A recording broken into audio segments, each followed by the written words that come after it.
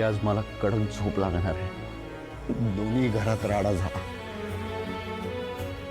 माझ्यामुळे.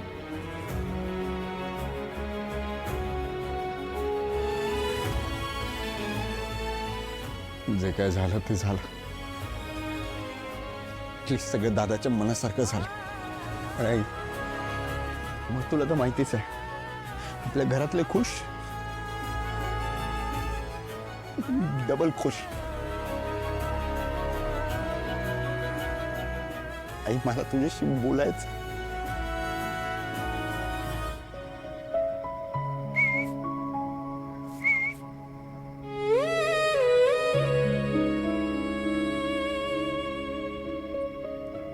सुनू, तू इथं काय करतेस? अरे तू जा घरी. बाबांनी तुला बघितलं ना तर ते चिडतील. तू ऐक माझं. शिकवायचं नाही मला. बस इथे. अगं, बस इथे. सुनू यार, काय तू ऐकत का नाहीस माझं? माहितीये ना मी ऐकत नाही तुझं. मग कशाला सांगतोयस मला? आणि गप्प बस जरा. आत्या, अगं बाबा. आ कर. चे.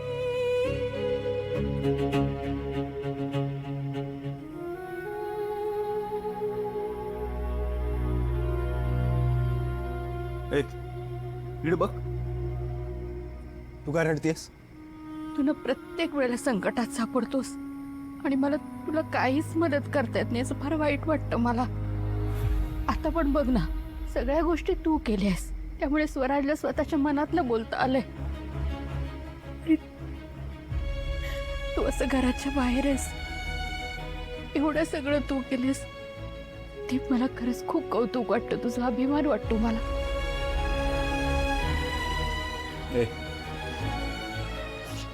आजचा इमोशनल होण्याचा कोटा संपलाय माझा. येऊ का? जे. मला नाही वाटत स्वराज आपल्या शब्दाबाहेर जाईल म्हणून. इतरांकडे बघू नकोस. तुला त्या मुलीशी लग्न करायचं आहे का? एक मिनिट. तू दादाच्या लग्नाला विरोध का करत होतीस? तुला नको आहे का दादाचं आणि प्रीतीचं लग्न झालेलं? नकोय.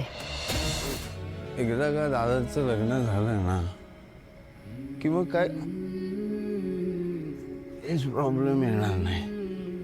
दादा पण खुश, तुझ्या मुलीच्या घरच्या पण खुश. आई आई आई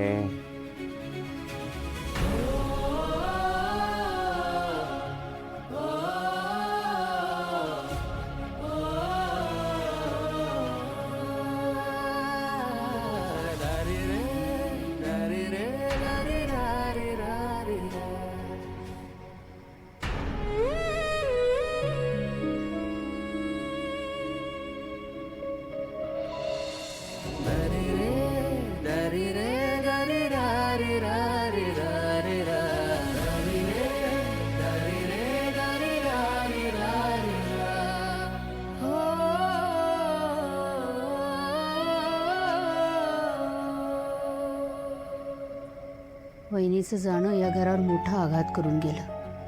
सगळ्यांचीच आयुष्य बदलून गेली तेव्हा. आता हा दुसरा आघात.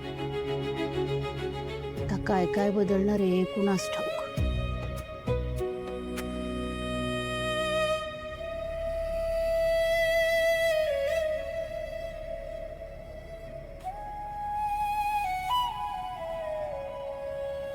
काय रे, तू काय करतोस इथे? जे तू करतेस तेच, दीपची सोबत. आता माझ्यामुळे दीपला काय काय सहन करावं लागतं ना.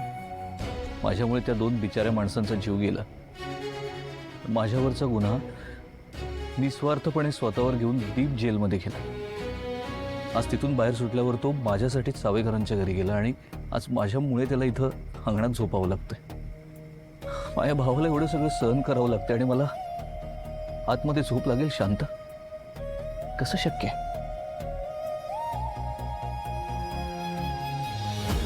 ऐक ना आत्या, तू जा आतमध्ये झोप. मी थांबतो इथे. आता तू काय करतोस इथे? आता तुम्ही तिघं इथे असताना मी आत कसा झोपू?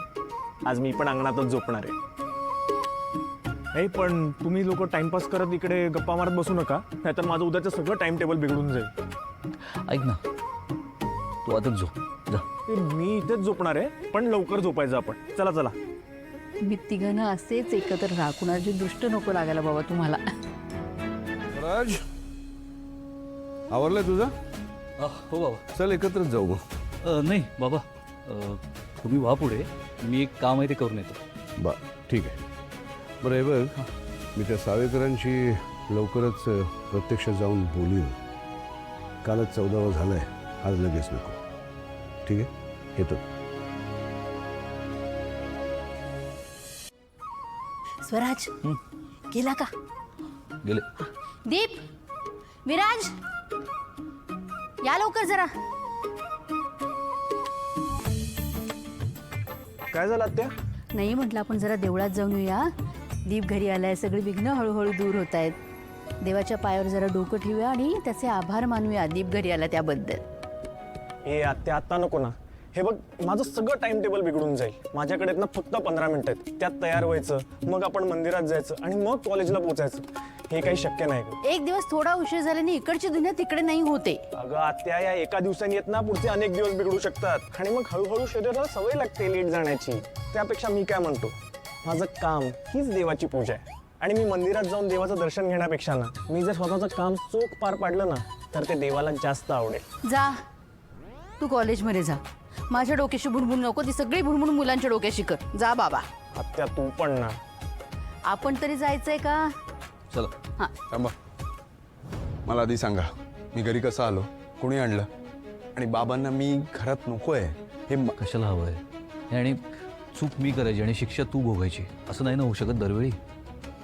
मान्य आहे, मी बाबांच्या विरोधात नाही जाऊ शकत, पण निदान ते घरी नसताना तू या घरामध्ये येऊच शकतोस ना.